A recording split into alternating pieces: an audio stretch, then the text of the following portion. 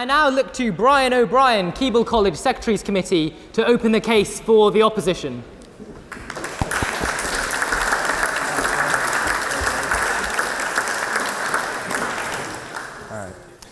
Thank you, Mr. President, and thank you for this opportunity. It is an honor to speak on a motion of such great significance. It is my pleasure to represent the opposition. Good evening, everybody, and thank you all for joining us. Tonight, I shall argue that we should not welcome China's impact overseas for three main reasons.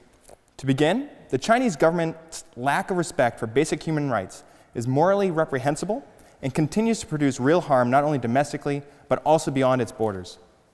Second, China's contributions to economic development overseas has not produced the kind of results that this House should condone.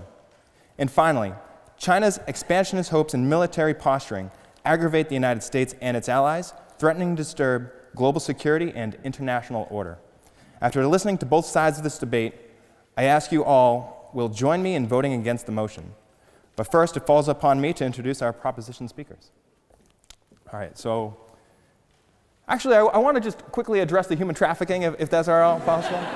All right, so first of all, so to rebut, first of all, who charges a room per person? Like, that's insane, right? Like, once we had the room, we should have had the room. We arrived in town after midnight, and they were not flexible, and there was no other rooms. We were very, like, you know, these were our only options. Second, this was my wife's idea. She actually suggested it, and it was a lot of fun. And she's very proud that she could fit in a suitcase. And then third, we actually returned the suitcase afterwards and got our money back, so it all worked out great. Yeah. No, we had to buy one that night. And then in terms of quickly correcting, did you get this from my wife or my brother? Your brother. All right, because my wife should know better. All right, so this was actually when we were in Nagoya, Japan. When we were in Macau, China, that was another crazy incident with hotel rooms. That one, we didn't book in advance. There was nothing left. And my wife lost it because I went up to a bunch of prostitutes to figure out how do we get a relatively cheap last-minute room, and it worked. All right, here we go. All right, so first, you just heard from Shivani Anant. She's incredibly sweet. At least I really hope so.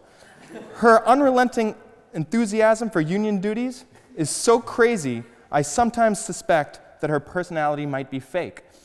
Seeing her support this motion, oh, it gets worse. You guys got to settle in. Seeing her support this motion, perhaps she picked it up in Chinatown. That's an intellectual property joke. I apologize if you guys don't know about knockoffs and stuff like that. All right, jumping into the next one. All right. Robert Rotberg has served as president of the World Peace Foundation and has worked as a professor at Harvard's Kennedy School of Government, where he developed the Index for African Governance, a tool used by the Mo Ibrahim Foundation to recognize achievement in African leadership. We are extremely fortunate to have him join us this evening. What privilege! After all, who better than an old white man to explain to all what's up with Africa? Mr. Rotberg, because you have literally made it your job to rank black people for us, I trust your perspectives on China will be especially woke.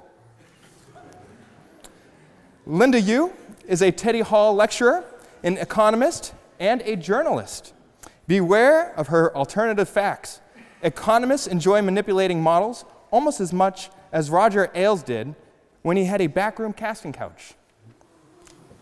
As a lady of Teddy Hall, I expect that joke had the right amount of class. None.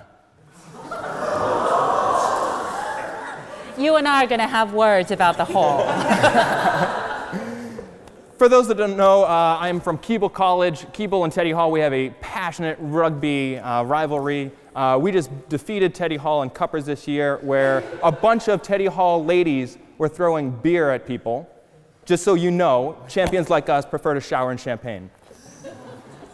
Words. And finally, David Rothkopf is a visiting professor of international and public affairs at Columbia University and a visiting scholar at the Carnegie Endowment for International Peace. In my efforts to dig up some dirt on Mr. Rothkopf, I discovered that his daughter has a podcast called Big Time Dicks. There's no jokes there. I didn't want to put that in my Google history.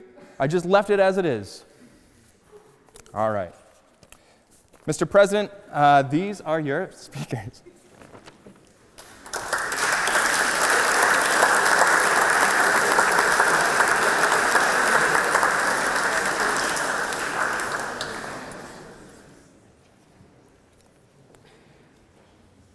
At the outset, let me begin by explaining that what this motion does not concern. We're not here to debate whether this House welcomes America's impact overseas. If you feel that the United States does more harm than good in this world, and if you lament the position of power and influence it has in the international system, do not just blindly support any alternative. We are looking specifically at China's impact, and we're weighing its impact on balance. We are still okay to support our Chinese friends. We're still okay to say that the Chinese culture is tremendous.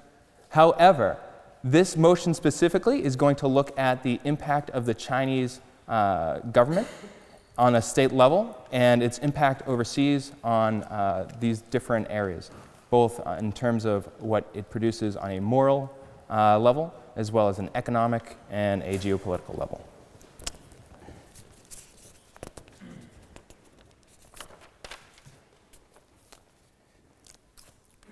So to begin, let me remind you what this House means when we say that this House welcomes China's impact overseas. We are in the Oxford Union. Founded as a bastion for free speech, this institution stands for diversity of thought. The Chinese government does not. In China, the state does not advance the rights of the few. It does not work to protect the vulnerable. Rather, it rejects classical liberalism, censors opposing ideas, and persecutes those that are different. When evaluating China's record, you must remember the oppression of the Tibetan people. You must remember Tiananmen Square and the June 4th massacres. You must remember forced abortions and sterilizations. And you must remember Falun Gong and forced organ transplants. Though these state actions mainly reflect domestic actions, the political refugees these policies have created represent a problem the entire world must address.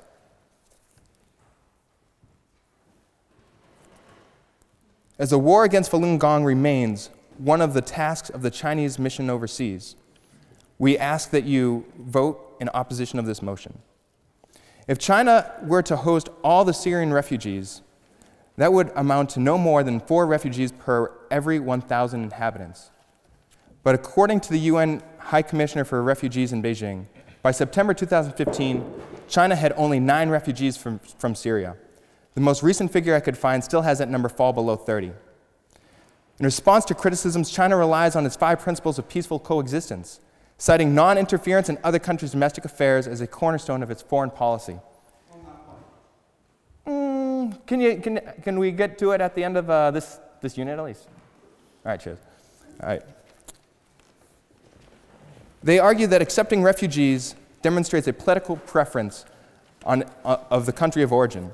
Beijing even claims its foreign aid has no political strings attached. As you will hear, this is no longer true. Their motives are disingenuous given the fact that they do accept some refugees and could accept more. If a rejection of refugees aligns with China's values, these values are toxic. With children being bombed in their homes and others washing up on the shores of Europe, the civil war in Syria represents one of the greatest tragedies of our time.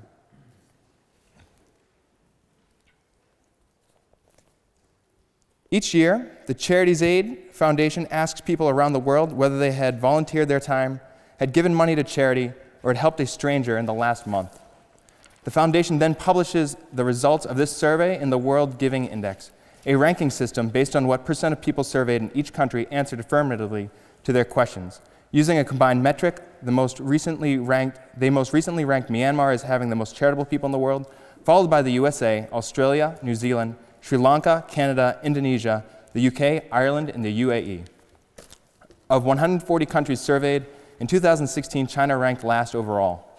It was 138 on volunteering, 138 again on giving money, and 140 when it came to helping strangers, with about 4% of respondents saying they would. Make no mistake, Chinese government is far from altruistic.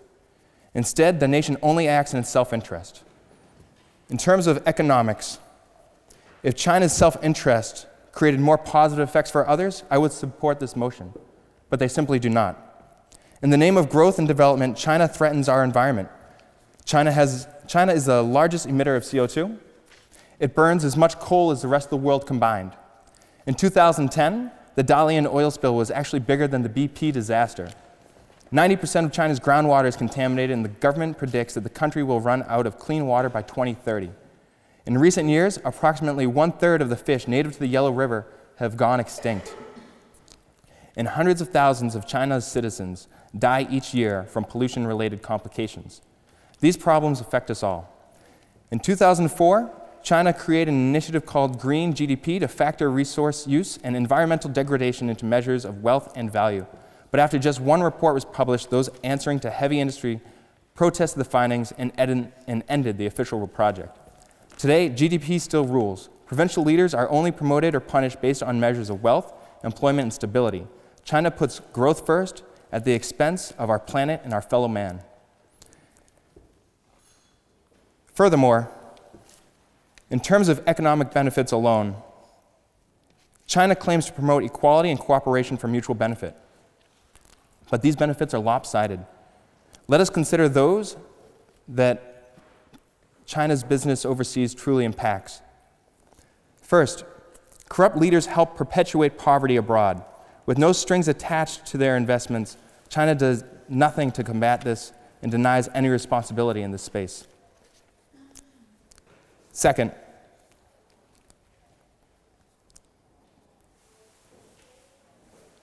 China fails to address wealth inequality and instead takes invaluable natural resources from its partners in exchange for low-level jobs and shoddy infrastructure.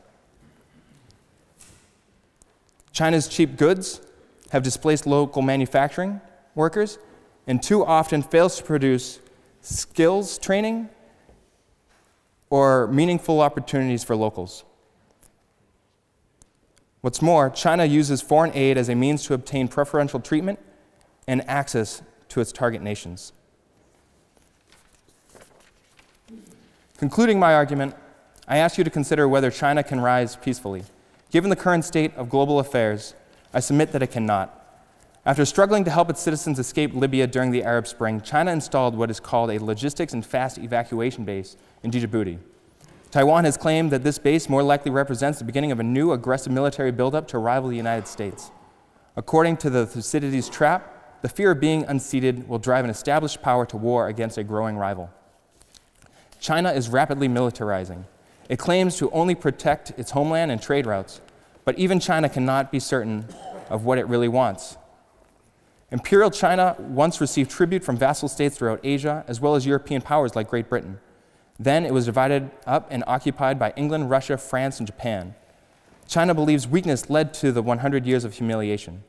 After millenniums of a proud history, I think it is unlikely that China will now allow a single century to forever seal its fate as subordinate to some foreign power.